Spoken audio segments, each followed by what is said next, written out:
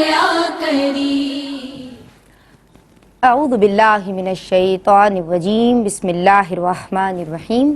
الحمدللہ الذی ہدانا لہذا وما کننا لنہتدی لولا ان ہدانا اللہ.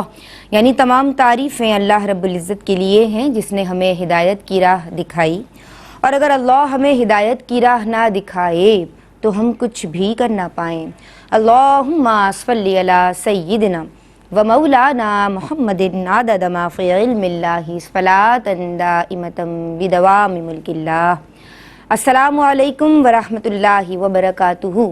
جناب، خواتین کی دینی تربیت اور اصلاح کے تعلق سے ARY QTV کی یہ عمدہ کاوش جسے پیش کرنے کی سعادت الحمدللہ رب العالمین اس ذرۂ ناچیز کے حصے میں کئی برس سے آ رہی ہے. ہم سیکھ رہے ہیں، ہم سکھا بھی رہے ہیں، اور جناب کوشش یہی ہے اس عزم اس موٹو کے ساتھ ہم آپ کے گھروں کی دہلیز تک ARY QTV کی وساطت سے پہنچتے ہیں کہ ہر گھر میں شریعت مطہرہ کی تعلیمات کو یعنی پریکٹس کیا جائے، اور کسی طرح سے جناب یہ دینی معاملات میں بھی سمجھوں، آپ بھی سمجھیں، اور ہم اپنے اہل خانہ تک، اپنے متعلقین تک دینیات کو منتقل کر سکیں. اللہ ہم سب کو اس کار خیر میں جناب کامیاب فرمائے اور ہماری اس سعی کو قبول و منظور فرمائے.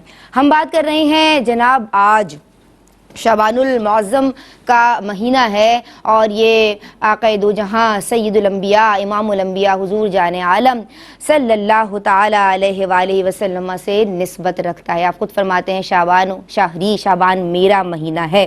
اس مہینے میں درود پاک کی کثرت کیجیے، اس مہینے میں استغفار کی کثرت کیجیے، اور اس مہینے میں نوافل کا اہتمام کیجیے. جناب نفل کیونکہ ہمیں اللہ کو راضی کرنا ہے تو فرائض اور سنن کے ساتھ ساتھ کچھ ایکسٹرا بھی کرنا ہے، اور یہ جو ایکسٹرا اعمال ہیں، یہ جو زائد اعمال ہیں، یہ اللہ تبارک و تعالی کے قرب کو حاصل کرنے کی صحیح ہے، یہ اللہ کی رضا کو حاصل کرنے کی صحیح ہے، یہ اس کا یعنی اللہ تبارک و تعالی کا شکر بجا لانے کا بہترین ذریعہ ہے، اور یقین جانیے آپ کے درجات میں بلندی کا بھی یہ باعث بنتے ہیں نوافل. آج ہم بات کر رہے ہیں نفل کے تعلق سے. نفلی عبادات کی کیا اہمیت ہے ہم اپنی عالمات سے سیکھیں گے، اور پھر ہم آن بھی پر براہ راست مفتی صاحب کی سمت بڑھیں گے. آج جو عالمات میری آپ کی ہم سب کی رہنمائی کے لیے ہمارے ساتھ موجود ہیں، ماشاء اللہ آپ کی شیریں بیانی ہمیں بہت پسند ہے، اور ہم آپ کے لیے دعا گو رہتے ہیں. مدلل آپ کا انداز گفتگو ہے.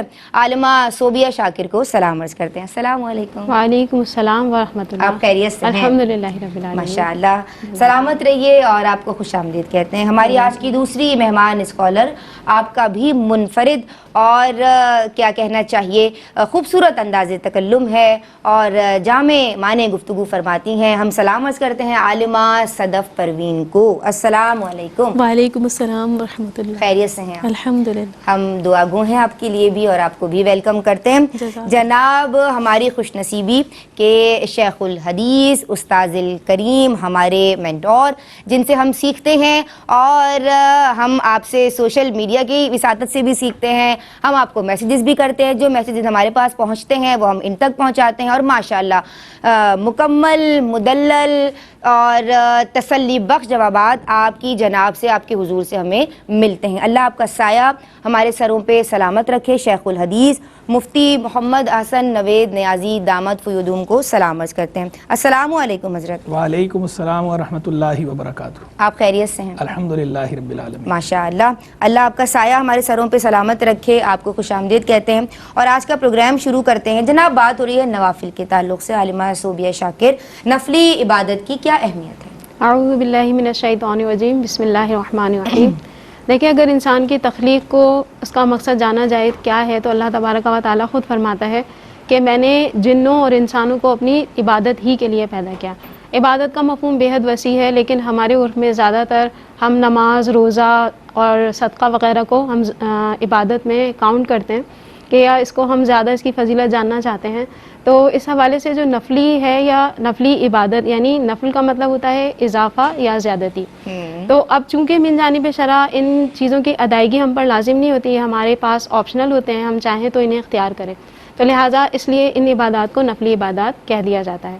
جیسا کہ حدیث مبارکہ میں ہے، نبی کریم علیہ الصلوۃ والسلام کے پاس ایک صحابی آئے اور انہوں نے اسلام کے بارے میں کچھ سوالات کیے، یعنی انہوں نے یہ جاننا چاہا کہ مجھ پر کیا کیا، مسلمان ہونے کے ناطے مجھ پر کیا کیا چیزیں لازم ہیں. تو سرکار صلی اللہ علیہ وآلہ وسلم نے انہیں 5 نمازوں کا حکم ارشاد فرمایا. تو انہوں نے عرض کی کہ اس کے علاوہ اور بھی ہیں؟ تو سرکار علیہ السلام نے فرمایا لا الا ان تطوعا، یعنی کہ ہیں تو آپ پر لازم نہیں، لیکن اگر آپ نفلی نمازیں پڑھنا چاہیں تو آپ بالکل ایسا کر سکتے ہیں. پھر اس کے بعد نبی کریم صلی اللہ علیہ وآلہ وسلم نے انہیں روزوں کی تلقین، یعنی نماز جو ہمارے رمضان کے روزے ہیں ان کی تلقین فرمائی. تو پھر اس پہ بھی انہوں نے وہی سوال کیا کہ کیا اس کے علاوہ میں اور بھی عبادات یعنی نفلی روزے رکھ سکتا ہوں؟ تو سرکار علیہ السلام نے فرمایا لازم تو نہیں ہے، لیکن آپ نفلی روزے رکھنا چاہیں تو بالکل آپ رکھ سکتے ہیں. اب ہم انسان کو دیکھیں تو اللہ تبارک و تعالیٰ کے احسانات ایک طرف، اور ایک طرف ہماری جو روٹین ہے اسے ہم دیکھیں تو اللہ تعالیٰ کے احسانات کا تقاضا یہ ہے کہ ہم ہر وقت ہی اس کی فرما برداری کریں. لہٰذا نوافل جو ہیں ان کی ادائیگی میں ہمیں مشغول بھی ہونا چاہیے، ان کے بارے میں ہمیں جاننا بھی چاہیے، کیونکہ ایک حدیث قدسی ہے، بخاری شریف کی روایت ہے، اس کے مطابق اللہ تبارک و تعالیٰ کا محبوب اور مقرب بننے کا آسان نسخہ یہی ہے کہ اللہ تبارک و تعالیٰ کی بارگاہ میں نوافل کا اہتمام کیا جائے.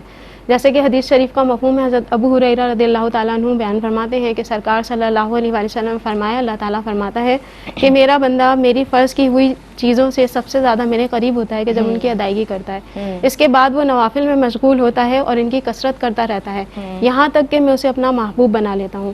جب اس کو میں اپنا محبوب بنا لیتا ہوں تو میں اس کی سماعت بن جاتا ہوں جس سے وہ سنتا ہے، میں اس کی بصارت بن جاتا ہوں جس سے وہ دیکھتا ہے، میں اس کا ہاتھ بن جاتا ہوں جس سے وہ پکڑتا ہے، اس کا پاؤں بن جاتا ہوں جس سے وہ چلتا ہے. سبحان اللہ. اور پھر وہ اگر مجھ سے سوال کرے تو میں اسے ضرور ضرور عطا فرماتا ہوں، اور اگر وہ مجھ سے پناہ طلب کرے تو میں اسے ضرور ضرور پناہ بھی عطا فرماتا ہوں.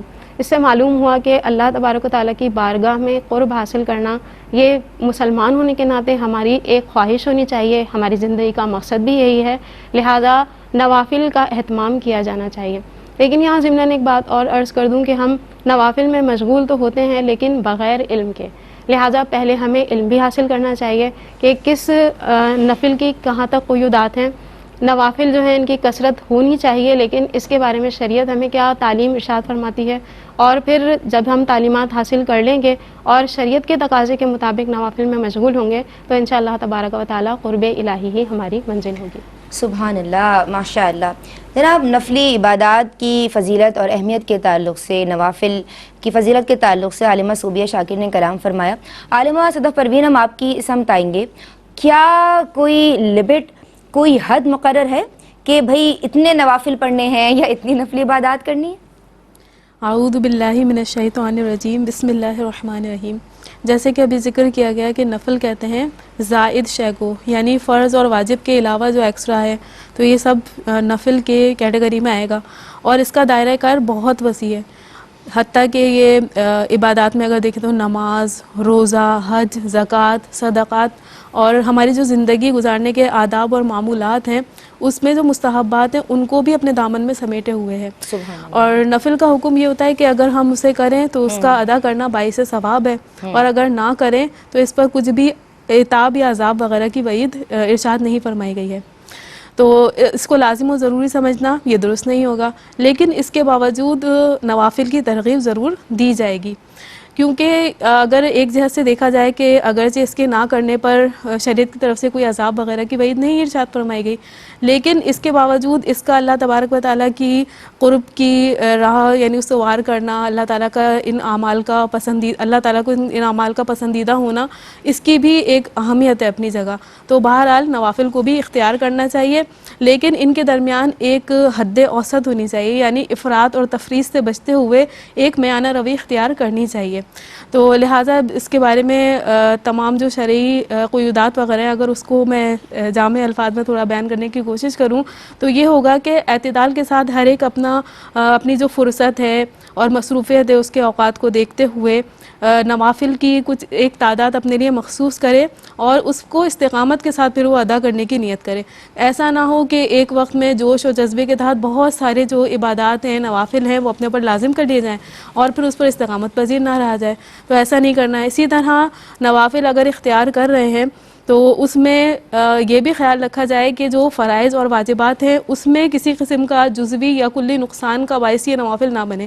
جیسا کہ ابھی رجب گزرا، شعبان چل رہا ہے، تو اس میں اتنے کثرت سے روزے رکھے جائیں کہ آگے جو رمضان ہے اس میں روزہ رکھنے کی ہمت ہی باقی نہ رہے، تو ایسا بھی نہ کیا جائے.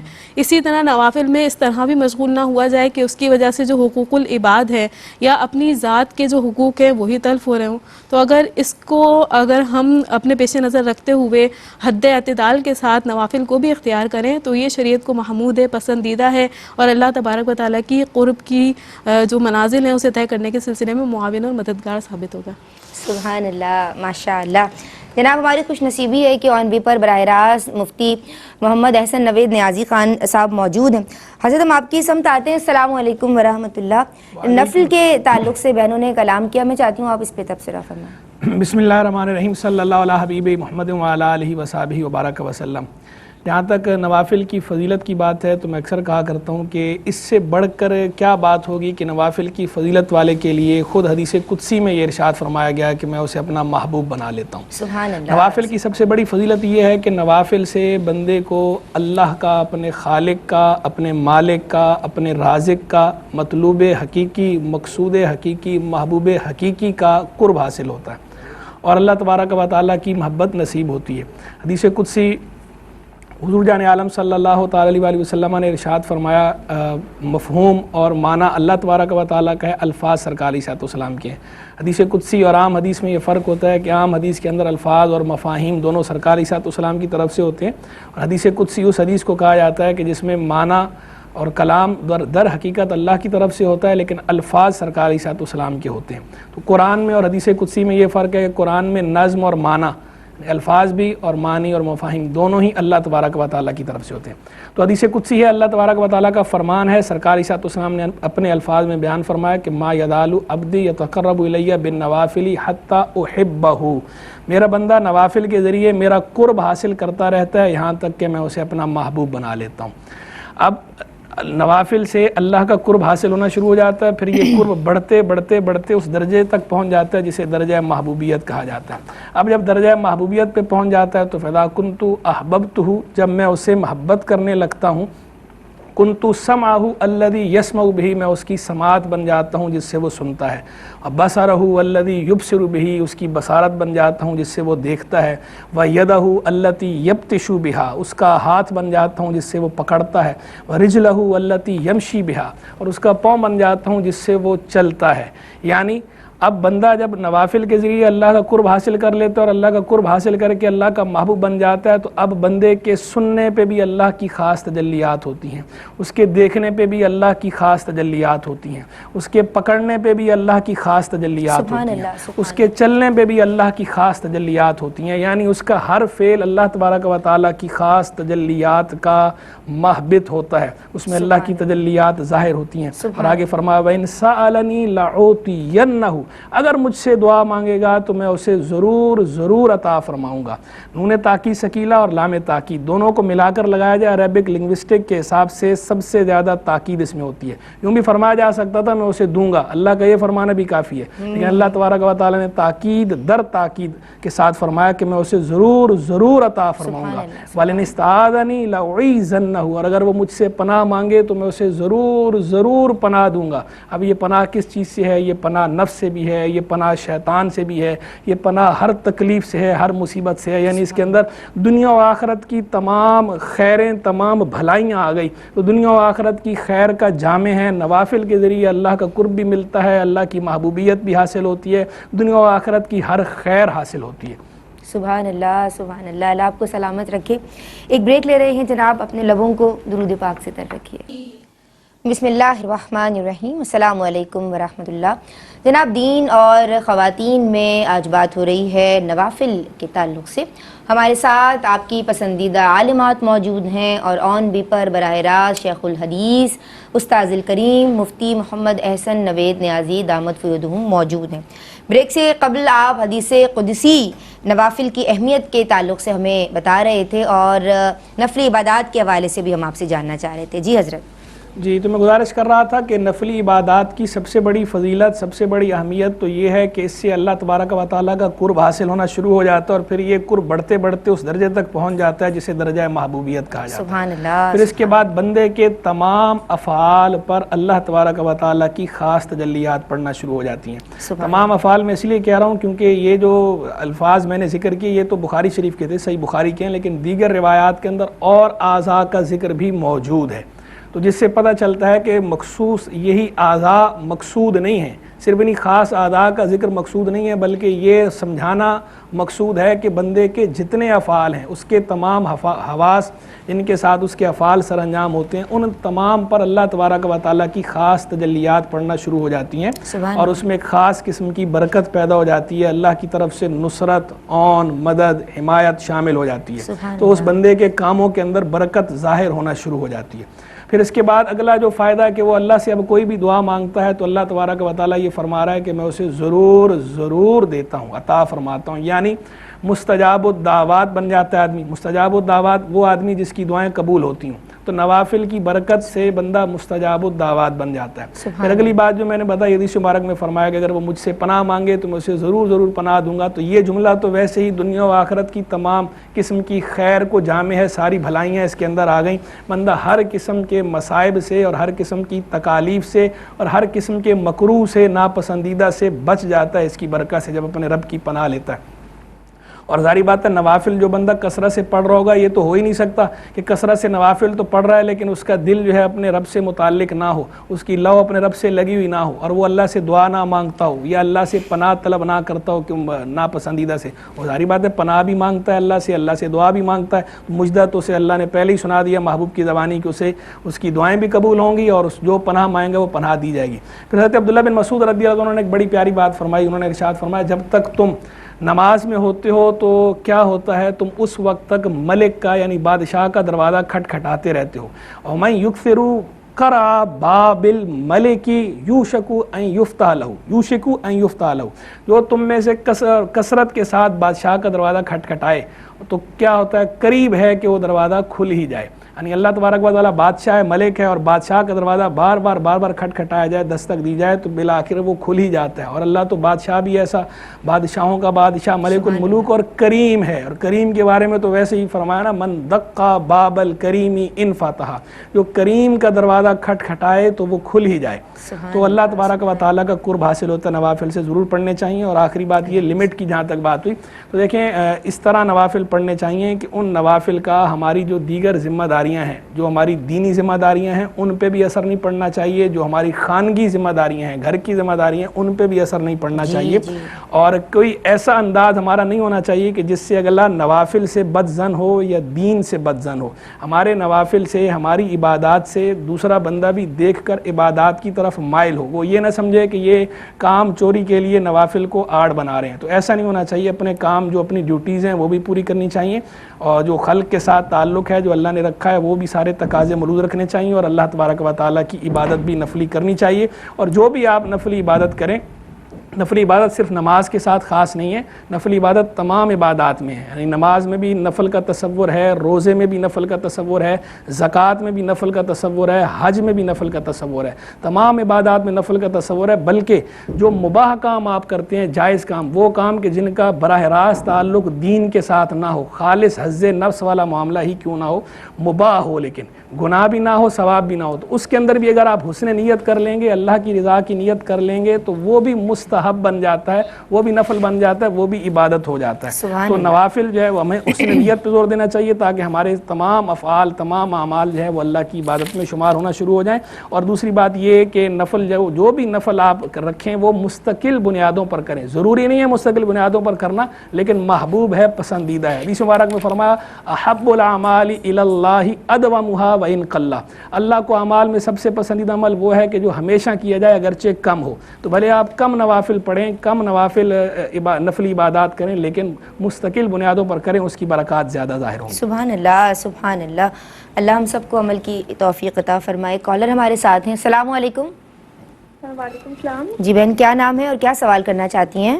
میں نے یہ پوچھنا ہے کہ میں نے پچھلے آپ نے کال کی تھی تو اس میں نے آپ سے پوچھا تھا کہ جو اعتکاف کے بارے میں میں نے آپ سے پوچھا تھا، تو آپ نے مجھے جواب دیا تھا کہ ایک رات کا اعتکاف کا نا 3 دن کا تھا نا، میں نے بتایا تھا آپ کو کہ 27 کو ان کا اعتکاف ٹوٹ گیا تھا کسی وجہ سے، تو پھر وہ جو ہے آپ نے کہا تھا کہ آج شام بیٹھیں گی تو اگلی شام تک وہ اعتکاف ہوگا. جی جی. تو وہ میں نے مجھے سمجھ یہ نہیں آئی تھی کہ وہ اعتکاف 3 دن کا ہوگا یا ایک دن کا ہی ہوگا. ٹھیک ہے، صحیح ہے. اور ایک میں نے یہ پوچھنا تھا کہ جمعے کے دن آپ کا خطبہ آتا ہے QTV سے براہ راست آتا ہے. جی جی. تو وہ جو ہے ہم جو ہے نا امی میری نا وہ پڑھتی ہیں، تو جو فرض ہوتی ہیں ان کے ساتھ پڑھتی ہیں، یعنی اس پہ کپڑا ڈال کے باقاعدہ. تو وہ پڑھنا ٹھیک ہے یا نہیں ٹھیک؟ اچھا ماشاء اللہ. ٹھیک ہے، مفتی صاحب بتائیں گے، لیکن یہ کہ جذبہ تو ہے. کہ جو ہے جو ہم عبادت کی رات آتی ہیں جیسے، تو اس میں ہم نفلی عبادت کریں یا پھر ہم جو اپنی قضا نمازیں ہیں وہ پڑھیں؟ آپ بات کریں گے شب برات کے تعلق سے. ہاں جی، شب برات ہوگی یا شب معراج ہوگی، جو بھی ہماری آتی ہے نا راتیں آتی ہیں، ہاں، قضا نمازوں کا اہتمام کریں یا نوافل پڑھیں. ٹھیک ہے جی، بہت شکریہ، آپ نے ہمیں کال کی. بہن آپ کے تینوں سوالات میں نے نوٹ کر لیے ہیں، اور میں آپ کی سمجھاؤں گی عالمہ صوبیہ شاکر. فرائض چھوڑ کے، بہن کا سوال بھی ہے قضا نمازوں کے تعلق سے، مفتی صاحب کی سمت میں بڑھوں گی، لیکن فرائض چھوڑ کے اگر کوئی نفلی عبادات میں مصروف رہتا ہے تو یہ شرعی نگاہ میں کیسا ہے؟ دیکھیں، حدیث مبارکہ ہے، امام بیہقی سے اپنی سنن الکبریٰ میں آپ نے ذکر فرمایا، کنز العمال میں بھی حضرت علی رضی اللہ تعالیٰ عنہ سے مروی ہے، نبی کریم علیہ السلام نے فرمایا کہ نمازی کی مثال تاجر کی طرح ہے کہ اس کا نفع کھڑا نہیں ہوتا جب تک کہ اپنا وہ راس المال کھڑا نہ کر لے. اسی طرح نمازی ہے کہ اس کے نوافل قبول نہیں ہوتے جب تک کہ اپنے وہ فرائض کو ادا نہ کر لے. تو معلوم ہوا کہ جب تک فرائض موجود ہیں تو نوافل قبول نہیں ہوتے، معلق ہی رہتے ہیں. اگر فرائض ادا ہی نہ کیے جائیں تو یہ نوافل مقبول بھی نہیں ہوں گے. جیسے حضرت علی رضی اللہ تعالیٰ عنہ کی ایک اور روایت ہے کہ آپ فرماتے ہیں جو فرائض چھوڑ کر نوافل میں مشغول ہوا تو اس کے نوافل قبول نہیں کیے جائیں گے اور یہ شخص خوار کیا جائے گا. تو اس طرح حضرت ابو بکر صدیق رضی اللہ تعالیٰ عنہ کی وصیت بھی موجود ہے. حضرت عمر فاروق رضی اللہ تعالیٰ عنہ کو آپ نے جو کچھ اپنے وصال کے وقت وصیت فرمائی، اس میں یہ بات بھی آپ نے شامل کی کہ خبردار رہو کہ جب فرائض باقی ہوں تو نوافل قبول نہیں کیے جاتے ہیں. اسی طرح حضرت سفیان ثوری رضی اللہ تعالیٰ عنہ سے ایک روایت ہے کہ آپ بیان فرماتے ہیں کہ قیامت والے دن اللہ تبارک و تعالیٰ بندے سے اس کے فرائض کا حساب لے گا. اگر وہ پورے ہوئے تو فرائض اور نوافل دونوں قبول کیے جائیں گے. اگر فرائض میں کمی ہوئی تو نوافل کے ذریعے ان کو پورا کر دیا جائے گا. لیکن اگر جو ہے وہ فرائض بھی پورے نہیں ہیں اور نوافل بھی اس طرح موجود نہیں ہیں تو اللہ تعالیٰ کی مرضی ہے، چاہے تو بخشے چاہے تو عذاب فرمائے. لہذا معلوم ہوا کہ جب تک فرائض ہیں موجود تو فرائض کی ادائیگی کو ہی سب سے اول ترجیح دینی چاہیے تاکہ انسان اللہ تبارک و تعالیٰ کی بارگاہ میں سرخرو بھی ہو سکے، اور جو اسے ذمہ داری دی گئی ہے کہ جب تک وہ مکلف عبادت کر رہا ہے اس کے اوپر لازم ہے تو فرائض کو، پھر اس کے بعد واجبات، فرائض اور سنن موقدہ ان کی ادائیگی کا اہتمام کرنا چاہیے. سیم اسی طرح سے حرام، مکروہ تحریمی اور اساءت سے بچنا چاہیے، اور پھر انسان کے اندر طاقت اور استطاعت موجود ہے تو پھر انسان نوافل کی طرف بڑھ جائے. ٹھیک ہے. نفلی نماز کی جماعت کرنے کا کیا حکم ہوگا عالمہ صدف پروین؟ نفلی نماز کی جماعت کرنا فی نفس ہی تو ایک جائز امر ہے، جیسے کہ حدیث شریف بخاری کی حضرت اتبان بن مالک رضی اللہ تعالیٰ عنہ اس کے راوی ہیں کہ اس کا مفہوم ہے نبی کریم صلی اللہ علیہ وسلم حضرت ابو بکر صدیق رضی اللہ تعالیٰ عنہ کے ساتھ ان کے گھر تشریف لائے، اجازت چاہی، آپ رضی اللہ تعالیٰ عنہ نے اجازت دی. آپ صلی اللہ علیہ وسلم نے ان سے دریافت فرمایا کہ آپ اپنے گھر میں کون سی جگہ چاہتے ہیں کہ میں آپ کے گھر میں وہاں نماز پڑھوں. تو انہوں نے ایک جگہ کی طرف اشارہ کیا. نبی کریم صلی اللہ علیہ وسلم نے حالت قیام میں تکبیر لگائی اور پھر جو یہ صحابہ کرام تھے انہوں نے صف بنا لی کھڑے ہو کر، یعنی حالت قیام میں ہی انہوں نے نفل کی جو جماعت تھی اس کا قیام کیا، اور پھر نبی کریم صلی اللہ علیہ وسلم نے 2 رکعت نماز پڑھا کر سلام پھیر دیا. تو اس سے کم از کم اتنا تو ثابت ہوتا ہے کہ نفل کی جماعت جائز ہے. اب اس کی 2 صورتیں ہو سکتی ہیں، ایک ہوگا بغیر التداعی اور ایک ہوتا ہے بالتداعی. تداعی کا مطلب کیا ہوتا ہے؟ ایک اصح قول کے مطابق کہ جو امام ہے اس کے علاوہ کم سے کم 4 یا اس سے زیادہ نمازی ہوں تو یہ تداعی کے ساتھ جماعت قائم کرنا کہلاتا ہے. اب بغیر تداعی ہو تو اس میں تو کوئی کلام نہیں، یہ بالاجماع جائز ہے. اور اگر تداعی کے ساتھ ہو تو اس میں بھی تراویح کی نماز ہے، نماز استسقاء ہے، اسی طرح سورج گرہن کی نماز ہے، اس میں بھی کوئی کراہت نہیں ہے، یہ بھی جائز ہے. لیکن اس کے علاوہ جو نوافل ہے جیسے نماز تہجد ہے، صلاۃ توبہ ہے، صلاۃ التسبیح وغیرہ ہے، یا جیسے اور ہم دیگر جو ابھی یہ شعبان کی جیسے رات آتی ہے اس میں نوافل وغیرہ پڑھتے ہیں، تو اس میں جو جماعت کے ساتھ نوافل کا اہتمام کیا جاتا ہے، اس کے بارے میں ہمارے علماء متقدمین نے، کیونکہ پہلے زمانے میں جو لوگ تھے وہ فرض نمازوں کی جماعت کو بڑی یعنی عمدگی سے قائم کیا کرتے تھے، تو اس میں قلت کا باعث نہ بنے اس وجہ سے انہوں نے نفل کی جماعت کو مکروہ تنزیہی قرار دیا تھا، اور مکروہ تنزیہ گناہ نہیں ہوتا۔ لہٰذا اب جو ہمارے علماء متاخرین ہیں، اب کیونکہ دور بدل چکا ہے، لوگوں کا عبادت کا جو جذبہ پہلے تھا وہ برقرار نہیں رہا ہے۔ اب اگر لوگ نفل کی جماعت قائم کر رہے ہیں اور باقاعدہ صلاۃ التوبہ وغیرہ پڑھ رہے ہیں، تو اب یہ حکم ارشاد فرمایا ہے کہ اب لوگوں کو نہ روکا جائے، کیونکہ ایک تو وہ پہلے ہی عبادت کی طرف نہیں آ رہے، اب آپ مزید انہیں روک دیں تو پھر وہ نفل سے بھی یعنی پیچھے رہ جائیں گے، تو لہٰذا اب اگر آ رہے ہیں تو انہیں روکا نہ جائے، اور انہیں یہ جو روکنا ہے اسے افعال مذمومہ میں سے قرار دیا گیا ہے۔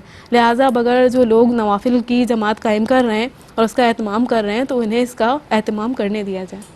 جی جناب، اس موقع پہ ایک بریک شامل کی جا رہی ہے۔ آپ دیکھ رہے ہیں دین اور خواتین، درود پڑھتے رہیے، ہم ابھی واپس آتے ہیں۔ اللہ حافظ۔ بسم اللہ الرحمن الرحیم، السلام علیکم ورحمۃ اللہ۔ جناب، دین اور خواتین میں آپ سب کا خیر مقدم کرتی ہوں۔ ہم بات کر رہے ہیں نفلی عبادات کے تعلق سے۔ ہمارے ساتھ آپ کی پسندیدہ عالمات، عالمہ صوبیہ شاکر، عالمہ صدف پروین آن دی سیٹ موجود ہیں، اور آن بی پر براہ راست ہمارے استاد، ہمارے مینٹور جناب شیخ الحدیث مفتی محمد احسن نوید نیازی صاحب رہنمائی فرما رہے ہیں۔ مفتی صاحب، بات ہوئی فرائض چھوڑ کے نوافل ادا کرنا یا نفلی عبادات میں مصروف رہنا اور نفلی نماز کی جماعت ادا کرنے کے تعلق سے، اگر آپ اس پہ تبصرہ فرمانا چاہتے ہیں تو۔ دیکھیں، جہاں تک فرائض چھوڑ کر نفلی عبادات کرنے کی بات ہے تو یہ بات تو بالکل ٹھیک ہے، طے شدہ بات ہے کہ فرائض کو اہمیت دینی چاہیے، فرسٹ پرائرٹی فرائض کو دینی چاہیے، ترجیح اول فرائض کو ہے، نوافل جو ہے وہ سیکنڈری ہیں، نوافل اس کے بعد ہیں، بلکہ فرائض اور واجبات، فرائض کے بعد واجبات، واجبات کے بعد نوافل ہیں۔ نوافل میں سب آ جاتے ہیں، سنن کو بھی جو ہے وہ نوافل میں ہی شمار کیا جاتا ہے، اس لیے میں سنن کو الگ سے بھی جو ہے وہ کیٹیگرائز نہیں کر رہا۔ تو فرائض و واجبات کو پہلی اہمیت فرض کی، دوسری اہمیت واجب کی، پھر اس کے بعد نوافل کا درجہ ہے۔ تو اس لیے اگر فرض ذمے میں باقی ہوں یا واجب ذمے میں باقی ہوں تو فرض یا واجب ادا کرنے چاہیے، نوافل کی طرف نہیں جانا چاہیے۔ لیکن اگر بالفرض کوئی نوافل کی طرف چلا جاتا ہے کہ فرض اس کے ذمے میں باقی ہیں لیکن وہ نفل ادا کرتا ہے، تو یہ نفل قبول ہوں گے یا نہیں ہوں گے؟ تو میں نے اسی ہمارے دین اور خواتین کے اندر ہی 2 پروگرامز میں اس پر کافی تفصیلی گفتگو کی تھی کہ اس میں علماء کا اختلاف ہے۔ بعض حضرات علماء کی رائے یہ ہے کہ قبول نہیں ہوتے اور بعض روایات سے وہ استدلال بھی کرتے ہیں، جبکہ دوسری طرف حضرات علماء کی جو مضبوط اور مدلل اور محکم جو رائے ہے وہ یہ ہے کہ نوافل قبول بہرحال ہوتے ہیں، اور اس پر احادیث بھی زیادہ ہیں، روایات بھی زیادہ ہیں، اور جو ان حضرات کے دلائل تھے ان کے جوابات بھی میں نے تقریباً سارے اس میں عرض کر ہی دیے تھے۔ تو بہرحال اگر کوئی نوافل پڑھتا ہے فرض میں ہونے کے باوجود بھی تو وہ ایسا نہیں ہے کہ وہ نوافل قبول نہیں ہوتے، بلکہ خود یہ جو حدیث مبارک ابھی بیان بھی ہوئی، اس حدیث مبارک کے اپنے الفاظ یہ بتا رہے ہیں، سرکار صلی اللہ علیہ وسلم کا جو فرمان ہے کہ جب بروز قیامت فرض میں اگر کوتاہی ہوگی تو نوافل دیکھے جائیں گے اور نوافل کے ذریعے تلافی کر دی جائے گی فرائض کی۔ تو سب سے بڑا اور اہم سوال یہ ہے کہ اگر نوافل قبول نہیں ہوتے تو پھر نوافل کے ذریعے فرائض کی کوتاہی کیسے پوری ہو رہی ہے، فرائض کی تلافی کیسے ہو رہی ہے؟ اگر جو ہے فرائض کی تلافی مافات نوافل کے ذریعے ہو رہی ہے تو اس کا مطلب یہ ہے کہ نوافل قبول ہوئے ہیں تو ہو رہی ہے، تو نوافل جو ہے وہ قبول ہو جاتے ہیں، روایات زیادہ اسی طرف ہیں۔ تو اور دوسری بات یہ بھی ہے کہ اگر کوئی نفل پڑھ رہا ہے، فرائض اس کے ذمے میں زیادہ ہیں، نفل پڑھ رہا ہے، تو اب ہم اسے یہ نہیں کہیں گے کہ بھئی آپ نفل نہ پڑھیں۔ ہاں، یہ ہم ترغیب دلاتے ہیں کہ آپ فرض کو اہمیت دیں، پہلے وہ ادا کریں، لیکن اگر نفل سے ہم اسے روکیں گے تو پتہ چلا وہ فرض عبادات تو کر ہی نہیں رہا، نفل سے بھی گیا۔ تو عوام تو جس طرح بھی اللہ کا ذکر کر رہے ہیں انہیں کرنے دینا چاہیے، اور پہلے بھی میں کہتا رہتا ہوں some thing is better than nothing, تو وہ اگر کسی بھی انداز پہ اللہ کی عبادت کی طرف مائل ہو رہے ہیں تو بہرحال انہیں مائل ہونے دینا چاہیے۔ لیکن یہ بات بہرحال ٹھیک ہے اپنی جگہ پر کہ پہلے فرائض کی اہمیت ہے تو فرائض ہی ادا کرنے چاہیے، اسے ترجیح دینی چاہیے، ترجیح اول دینی چاہیے فرائض کو۔ دوسری بات، جہاں تک نوافل کی جماعت کی بات ہے تو نوافل کی جماعت جو ہے وہ تدائی کے ساتھ، تدائی کا مطلب ہوتا ہے دعوت دینا، بلانا، لوگوں کو اکٹھا کرنا، تو لوگوں کو بلا کر نوافل کی جماعت جو ہے یہ علماء نے مکروہ لکھا ہے، اس کے مکروہ ہونے پر بھی اتفاق ہے۔ اب یہ آگے اگلا مرحلہ، اگلا سٹیپ ہے کہ اس مکروہ میں سے کون سا مکروہ مراد ہے۔ بعض حضرات علماء یہاں مکروہ سے مراد مکروہ تحریمی لیتے ہیں، یعنی یہ ناجائز ہے، وہ کہتے ہیں یہ ناجائز ہے، گناہ ہے مگر گناہ صغیرہ ہے، جبکہ بعض علماء کی رائے یہ ہے کہ یہ مکروہ سے یہاں مراد مکروہ تحریمی نہیں ہے، مکروہ تنزیہی ہے، اور اعلیٰ حضرت امام اہل سنت امام احمد رضا خان رحمہ اللہ کا موقف بھی یہی ہے، اور زیادہ مضبوط اور مدلل موقف بھی یہی ہے، ان کے باقاعدہ لفظ ہیں، اور اظہر یہ ہے کہ یہ کراہت صرف تنزیہی ہے، یعنی خلاف اولا، یعنی ناپسندیدہ ہے شریعت کو، لیکن اس پر کوئی گناہ کا ترتب نہیں ہے تداعی کے ساتھ نوافل پر۔ اب لیکن جو ہمارے دور میں یہ جو مسئلہ درپیش آتا ہے نا نوافل کی جماعت کا، یہ اصل میں آتا کہاں پر ہے؟ یہ آتا ہے اس وقت کہ جب یہ شب بیداری کا اہتمام ہوتا ہے مساجد میں بڑی راتوں میں، اب عموماً صلاۃ التسبیح جو ہے اس کی جماعت کرائی جاتی ہے، تو اس پہ بعض لوگ چین بجے بھی ہوتے ہیں، اعتراض کرتے ہیں کہ جناب صلاۃ التسبیح تو نوافل ہیں اور آپ نوافل کی جماعت کرا رہے ہیں، فقہاء نے تو مکروہ لکھا ہوا ہے۔ تو ہم یہ کہتے ہیں کہ دیکھیں ایک بات تو یہ ہے کہ فقہاء کرام نے جب اسے مکروہ قرار دیا تھا تو اس وقت مکروہ قرار دینے کے پیچھے ایک حکمت یہ بھی تھی کہ صدر اسلام تھا، نئے نئے لوگ مسلمان ہو رہے تھے، نئی نئی فتوحات ہو رہی تھیں، تو فرض اور واجب میں امتیاز قائم کرنا، حد فاصل قائم کرنا ضروری تھا، ڈفریشیٹ کرنا ضروری تھا۔ اگر ساری نوافل کو بھی اسی طرح اہتمام کے ساتھ جماعت کے ساتھ ادا کیا جائے تو فرض اور نفل میں فرق کیا رہے گا؟ لوگ سمجھیں گے یہ بھی شاید فرض ہی ہے، تو اس وجہ سے بھی انہوں نے زور دیا اور مکروہ قرار دیا اس بات کو۔ لیکن اب آج ہم اپنے دور میں دیکھتے ہیں تو ہمارے زمانے میں اب کوئی اس قسم کا خدشہ اندیشہ نہیں رہا، اب احکام سارے مدون ہو چکے، سب کو پتہ ہے نفل کی جماعت بھی اگر کی جائے گی تو کسی کا بھی ذہن اس طرف نہیں جانا کہ یہ فرض ہے، جب تک کہ کوئی زبان سے اسے فرض نہ کہہ رہا ہو۔ تو نفل کی جماعت کرانے میں حرج نہیں ہے، کبھی کبھار اگر اس طرح ہوتی ہے تو اس میں کوئی پرابلم کی بات نہیں ہے۔ اور پھر ویسے بھی مساجد میں اگر یہ اعلان کیا جائے کہ ٹھیک ہے بھئی اب صلاۃ و تسبیح ہو رہی ہے، اپنے اپنے نفل پڑھ لیں، تو سارے نفل پڑھتے بھی نہیں ہیں، کچھ پڑھیں گے، کچھ باہر جا کے باتیں کرنا شروع کر دیں گے، کچھ جو ہے وضو خانے پہ جا کے بیٹھ جائیں گے، کچھ باہر جو ہے فنائے مسجد میں بیٹھ جائیں گے۔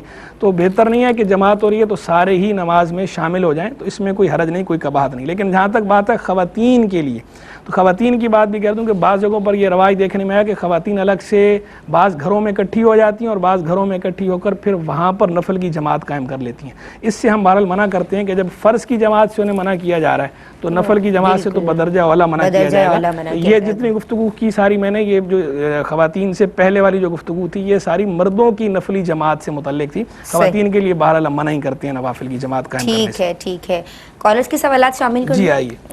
اعتکاف کے تعلق سے بہن نے پوچھا تھا کہ ان کے یہاں کوئی انتقال ہو گیا تھا تو ان کی امی اعتکاف سے اٹھ گئی تھی، یعنی انہوں نے توڑ دیا تھا، تو اب اس کی قضا کا طریقہ پوچھ رہی ہیں کہ ایک دن ایک رات یا کیا یعنی ٹائم پیریڈ؟ میں نے اس وقت ان کو عرض کیا تھا کہ وہ اعتکاف جب انہوں نے توڑا تھا تو وہ اعتکاف جس دن کا توڑا تھا صرف اسی دن کا اعتکاف لازم ہوتا ہے قضا کے طور پر، اسی دن کا قضا کیا جائے گا، ایک ہوتا ہے نا، کیونکہ مکمل قضا نہیں کرنی ہوتی اس کی، اسی وجہ سے ایک دن ایک رات یا ایک دن ایک جی میں عرض کر رہا ہوں اس دن بھی میں نے تفصیل عرض کر دی تھی، لیکن انہوں نے جو ہے وہ میں نے اس دن یہ عرض کیا تھا کہ انہوں نے جس دن توڑا ہے اعتکاف تو صرف اسی دن کا اعتکاف اس کی قضا لازم ہوگی، تو ایک دن ایک رات کا اعتکاف ہوگا، اس کی قضا کریں گی، سارے بقیہ سب کی قضا نہیں ہوگی، یعنی 10 کے 10 دنوں کا اعتکاف نہیں ہوگا، صرف ایک دن کا اعتکاف ہوگا۔ اور میں نے طریقہ ہی بتا دیا تھا کہ غروب آفتاب سے غروب آفتاب ایک غروب آفتاب سے جو ہے وہ پہلے وہ بیٹھ جائیں گے اپنی مسجد بیت کے اندر اور اعتکاف شروع ہو جائے گا، اگلے غروب آفتاب پہ ختم ہو جائے گا، لیکن اس کے لیے روزہ شرط ہے، روزے کے ساتھ ہوگا۔ اس دن بھی میں نے کہہ دیا تھا ایک دن ایک رات ہے، تو آج بھی وہ پوچھ رہی ہیں کہ 3 دن چونکہ ان کے باقی رہتے تھے، حالانکہ آپ نے ایک دن ایک رات کہا تھا، وہ اصل میں انہوں نے اس لیے اشتباہ ہونے ہوا کہ 27 رمضان کو انہوں نے توڑا، تو اس پر وہ کہہ رہی ہیں کہ 3 دن بنتے ہیں تو باقی 3 دن، ہاں تو 3 دن کا نہیں ہے وہ اعتکاف جو ہے جو قضا ہوگی وہ صرف ایک دن ایک رات کی ہوگی۔ آپ کو یہ سمجھ آ گیا بہن، قضا صرف ایک ہی دن کی ہوگی۔ اچھا، یہ ایک اور سوال ہے کہ جمعے کے دن خطبہ آتا ہے اور ان کی امی یعنی امام صاحب کے ساتھ پورا خطبہ سنتی ہیں، پھر ٹی وی پہ کپڑا ڈال کے اور پھر وہ 2 فرائض بھی ادا کرتی ہیں، کیا حکم ہوگا؟ دیکھیں اس طرح نہیں ہوتا، یہ وہ اپنی نماز پڑھیں گی اور جو وہ اپنی نماز پڑھیں گی وہ ظہر کی نماز پڑھیں گی، 4 رکعت پڑھیں گی، جمعے کے لیے جو ہے وہ جماعت شرط ہوتی ہے، اور یہ تو خیر جماعت ہے ہی نہیں، اور اقتداء کی کوئی شروط بھی یہاں نہیں پائی جا رہی۔ اس طرح نہیں کیا جا سکتا کہ ٹی وی پہ آپ کپڑا ڈال دیں اور ٹی وی کی جماعت کے ساتھ آپ شامل ہو جائیں، ٹی وی کی جماعت کے ساتھ شامل نہیں ہو سکتے، اپنی جماعت الگ سے ہوگی، یعنی ڈیجیٹل نماز کا کوئی تصور نہیں ہے ہمارے دین میں، کوئی ڈیجیٹل پریئر نہیں ہے، تو آپ اپنی جو فزیکل نماز ہے فزیکل طریقے سے ادا کریں، الگ سے ادا کریں۔ نفلی عبادات کریں یا قضا نمازوں کا اہتمام کریں؟ دیکھیں اس پہ ابھی تفصیلی گفتگو ہو گئی. اصل بات تو یہی ہے کہ فرائض کو اہمیت دیں, ترجیح اول فرائض ہیں تو وہ آپ کے ذمے میں باقی ہیں, اسے ادا کریں, نفلی عبادات کے بجائے اسے اہمیت دیں, ترجیح دیں. لیکن اگر بالفرض کسی نے جو ہے وہ نفلی عبادت کر لی, فرائض ذمے میں باقی ہیں, اس کے باوجود صلاۃ و تسبیح کی جماعت میں شامل ہو گیا ہے, تو یہ بھی جائز ہے. اب اس پر ہم یہ نہیں کہیں گے کہ جناب صلاۃ و تسبیح کی جماعت میں شامل ہوا ہے تو اس نے کوئی گناہ کا کام کر دیا ہے, یا اس کے لیے جائز نہیں تھا, اس کے لیے جائز تھا. اور وہ حضرات علماء جو حضرات علماء یہ کہتے ہیں کہ نفل قبول نہیں ہوتے, وہ بھی یہ نہیں کہتے کہ نفل پڑھنا ناجائز ہے, وہ بھی ان کا موقع بھی یہ ہے کہ نوافل معلق ہوتے ہیں, معلق ہوتے ہیں, وہ کہتے ہیں کرنا نہیں چاہیے اور معلق رہتے ہیں. وہ بھی یہ سرے سے نفی نہیں کرتے کہ مسترد ہی ہو گئے نوافل, رد نہیں کرتے وہ نوافل. یہ فرما رہی شب برات قریب ہے تو کیا اعمال کیے جائیں؟ بہن نے سوال پوچھا شب برات اور شب معراج, لیکن اب شب برات کے قریب ہے نا. ان کا سوال جو ہے وہ شب برات اور شب معراج کے والے سے یہی تھا کہ اس میں قضاء عمری پر فوکس کریں یا نوافل پر فوکس کریں. الگ سے تو یہ نہیں پوچھا تھا, لیکن چلیں اب آپ نے پوچھ ہی لیا, تو اعمال میں ہے کہ نوافل کا اہتمام کریں. نوافل کے اہتمام کے علاوہ قرآن مجید فرقان حمید کی تلاوت کریں, استغفار کریں, درود شریف کی کثرت کریں.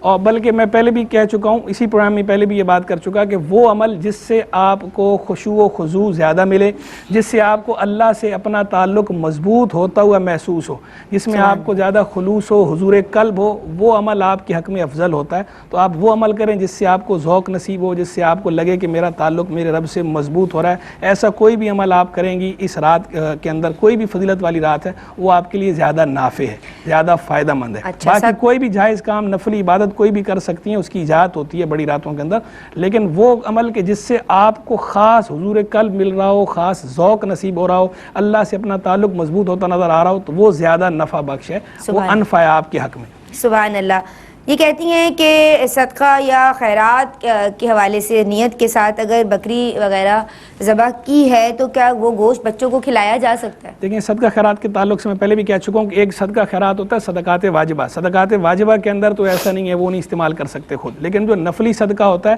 جب اسے صدقہ خیرات کے عنوان سے کیا جائے تو وہ غنی کا حق ہوتا ہے, فقراء کا حق ہوتا ہے, غنی کو استعمال نہیں کرنا چاہیے. تو اگر اس طرح جو ہے وہ خاص وہ کیا ہے انہوں نے نفلی صدقہ خیرات کے عنوان سے, تو خود استعمال نہ کریں. لیکن ویسے اگر نفلی صدقہ خود استعمال کر لیا تو گناہ بھی نہیں ہے. لیکن جو صدقہ واجب ہے جیسے منت وغیرہ کی قربانی ہے, نظر کی قربانی ہے, اس قربانی کے اندر وہ گوشت خود استعمال نہیں کر سکتے, وہ سارے کا سارا بہرحال تصدق کرنا ہوتا ہے, صدقہ کرنا ہوتا ہے. ٹھیک ہے مفتی صاحب, بہت شکریہ آپ کا. اور عالمات میں آپ دونوں کا شکریہ ادا کرنا چاہوں گی, عالمہ صوبیہ شاکر آپ کا, عالمہ صدف پروین آپ کا. ناظرین آپ لوگوں کا بہت شکریہ کہ آپ لوگ ہمیں کالز کرتے ہیں. میں نے کوشش کی کہ آج تمام کالرز کے سوالات شامل کیے جائیں, کچھ لیفٹ اوورز ہیں, میری کوشش ہوگی کہ میں اگلے پروگرام میں انہیں شامل کروں. ہم سب کو اپنی دعاؤں میں یاد رکھیے گا. اللہ تبارک و تعالی شعبان المعظم میں آپ تمام کو یعنی فرائض اور واجبات کے بعد نوافل کی کثرت کی بھی توفیق عطا فرمائے اور انہیں قبول بھی فرمائے. السلام علیکم ورحمۃ اللہ. السلام علیکم ناظرین, دینی معلومات اور احکامات پہ مبنی پروگرامز دیکھنے کے لیے ہمارے چینل ARYQTV کو سبسکرائب کیجیے, اور ہاں بیل آئیکن کو دبانا مت بھولیے گا تاکہ آپ کے پسندیدہ پروگرامز مس نہ ہوں.